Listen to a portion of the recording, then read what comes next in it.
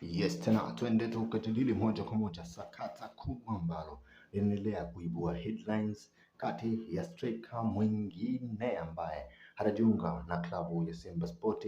Vipi kuhusiana na bwana mkubwa Dombia? Lakini ni mechi tatu tu zinaweza kukatisha tamaa, na hao klabu ya Simba wameingia kwenye upepo wa mashabiki. Ni utaratibu gani unakwenda kutumika?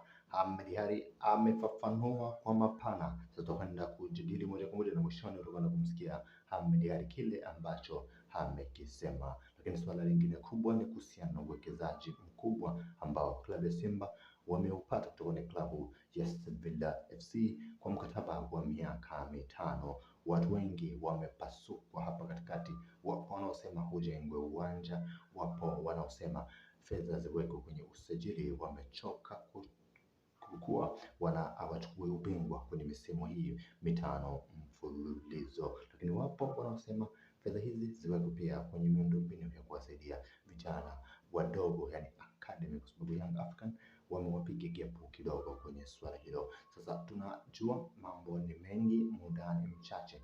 Tuanze na swala hili la bwana mkubwa Ngonya wa Ndile kutoka katika klabu ya Amazulu ya pale nchini South Africa, ambaye amefanya vizuri na atakwenda kujiunga na klabu ya Simba kwa dirisha dogo. Baada ya makosa baadhi kufanyika, dokumenti kuchelewa, klabu ya Simba wakashindwa kukamilisha usajili wake mapema, na ndo yule X Factor aliyekuwa anazungumzwa sana, na baada ya kufeli Simba Sport wanasubiri na kumtumia katika kipindi kile cha usajili wa dirisha dogo, ambapo atakuja kuongeza nguvu kwenye eneo la ushambuliaji, na mambo yako wazi.